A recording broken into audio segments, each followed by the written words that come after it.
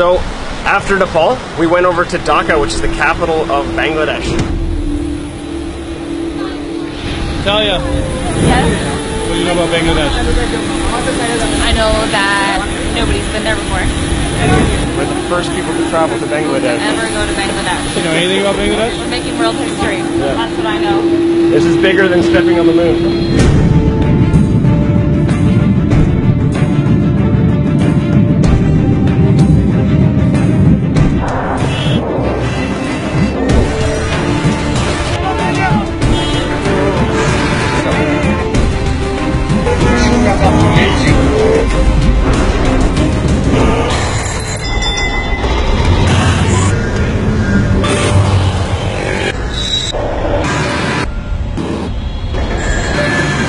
Bangladesh has a population of 160 million people.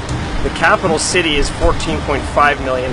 It is chaotic and messy, and wow, if you want some culture shock, I strongly suggest you head right into Bangladesh, because that's where you're going to find it. We wanted to find something off the beaten path, and researching, I discovered otter fishing. I've never heard of anything like that. We went to a place called Khulna.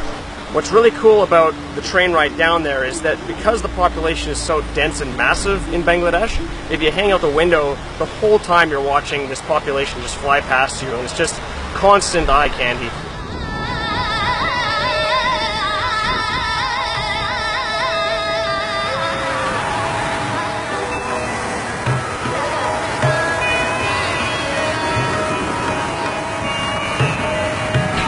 On the way to this village in Narelle, we ended up stopping to ask a bunch of locals for directions because we had no idea where we were going, and so we did our best to use sign language and show them pictures of otters to find the right way. I had to go around showing photos of an otter, or I had to make imitations of an otter, which I was going arf, arf, arf, arf. And all these Bangladeshi people were kind of just giving me a look like, what's this guy talking about?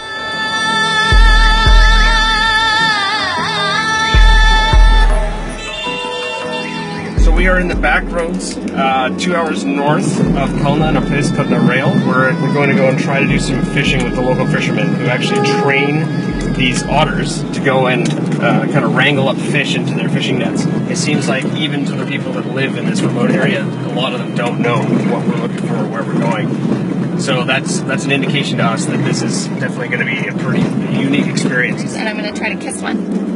I think they're very cute, but I hear that they're very smelly, so I hope they don't smell bad. And as soon as we arrived, there's about a bunch of naked kids who came out of their homes and they kind of looked at us funny. Where do you want to go? Otter fishing.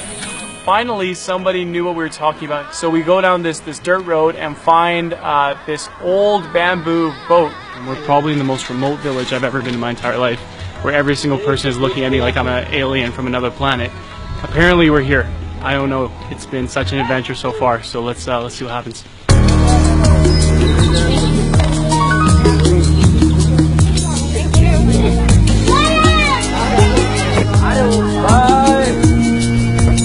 Made it. Now, the lake is full of fish, and they have these strategic nets set up. Then they release the sea otters into the water next to the boat, and the sea otters go swimming off. But they have a leash on them, so the sea otters can't get too far, and they keep them within the general vicinity of the boat. But what the sea otters do is they scare the fish to swim away from them, and then the fish, they flee all up into these fishing nets.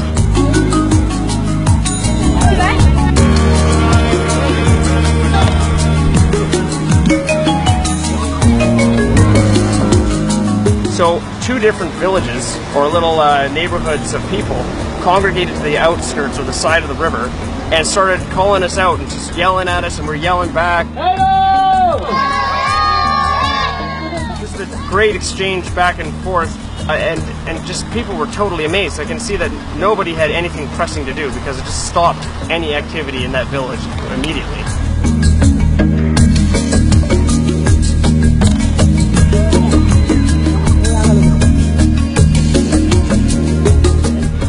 Treat for the otters.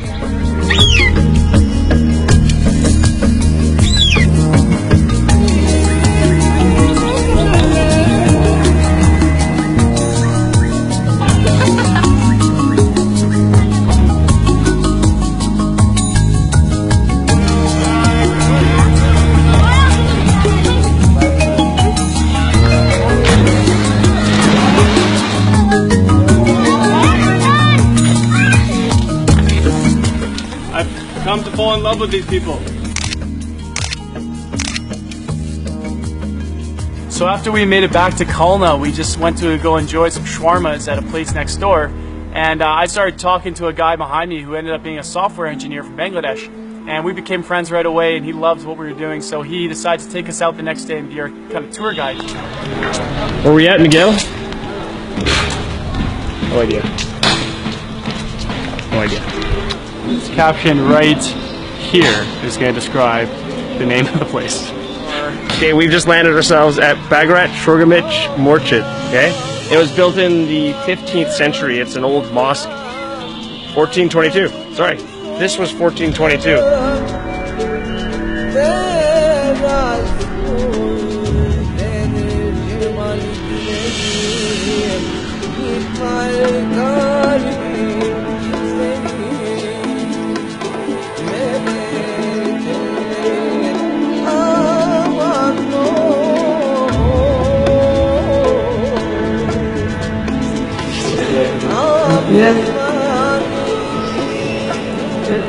So, apparently in Muslim mosques, you're not allowed to show any of your legs.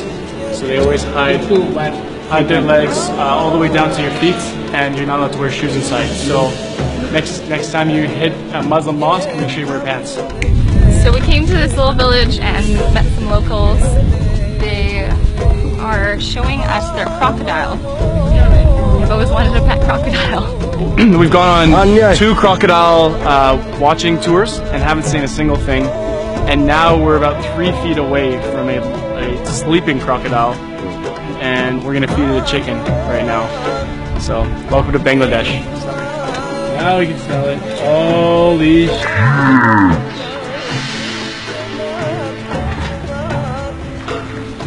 Oh, buddy, you were so close. So if you can, go to Bangladesh. You must go. You must, again, come in with a ton of positive energy.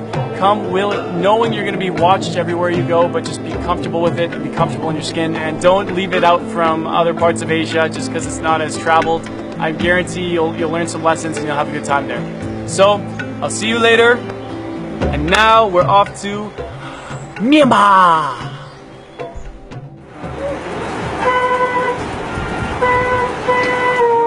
We're actually now in a new friend's home.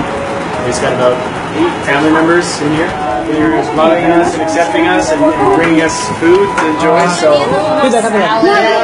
prawn, national fish, eggplant, horseradish infused potato. It's an incredible taste. Right out.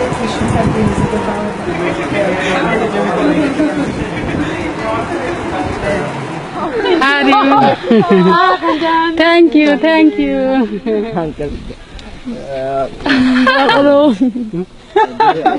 Wait, hold it. What is happening? Yeah, it's good. Wow, 2 Natalias. Oh my goodness.